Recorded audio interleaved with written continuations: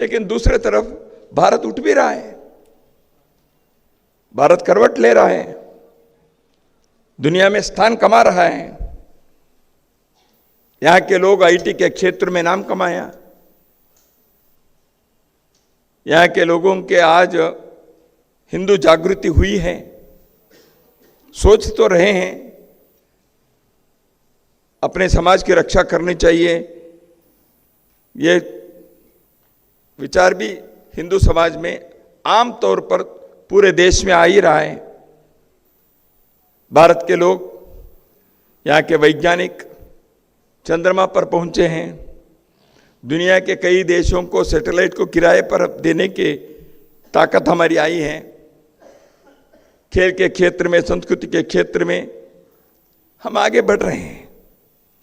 भारत में एक नवजागरण हो रहा है, लेकिन नवजागरण जब हो रहा है तो समस्या भी है। एक तरफ हमारे भारत के नौजवान कावड़िया लेकर शिव जी के जल चढ़ाने के लिए कई किलोमीटर पैदल जा रहे हैं। नववर्ष में, रोमन नववर्ष में 1 जनवरी को या 31 दिसंबर को बड़ी संख्या में मंदिरों में नौजवान जा रहे हैं। एक तरफ वो देखते हैं सेवा के कार्य में बहुत सारे नौजवान छोटे बड़े एनजीओ बनाकर समाज की सेवा के लिए काम कर रहे हैं, धार्मिक क्षेत्र में आगे बढ़ रहे हैं, आध्यात्मिक में योग केंद्र बन रहे हैं, नौजवान कर रहे हैं। लेकिन दूसरे तरफ नौजवान मौज मस्ती में भी हैं, अनैतिकता के रास्ते पर भी कई लोग जा रहे हैं। ड्रग्स के शिकार हमारे नौजवान, यूनिवर्सिटी के स्टूडेंट्स, आईआईएम आईआईटी के विद्यार्थी भी, बुद्धिमान लोग भी ड्रग के शिकार बनते हैं।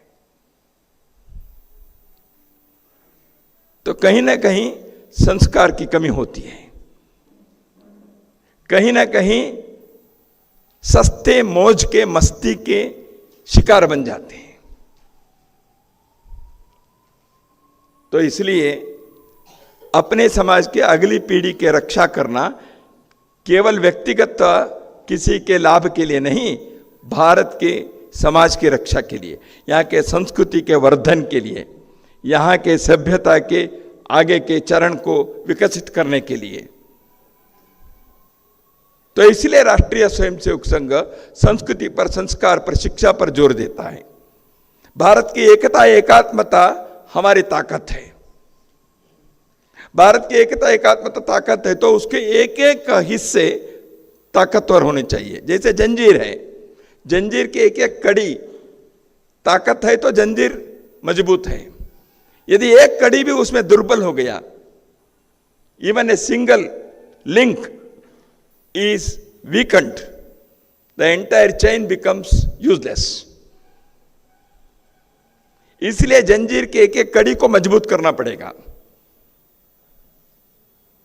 यह आवश्यक है। इसलिए भारत की एकात्मता, पंथ संप्रदाय भाषा के भिन्नता के कारण हम आपस में दूरी रखेंगे, लड़ेंगे, अविश्वास रखेंगे, तो भारत की एकता यदि कमजोर हो गई, उसका लाभ लेने के लिए तो शत्रु लोग बैठे हैं।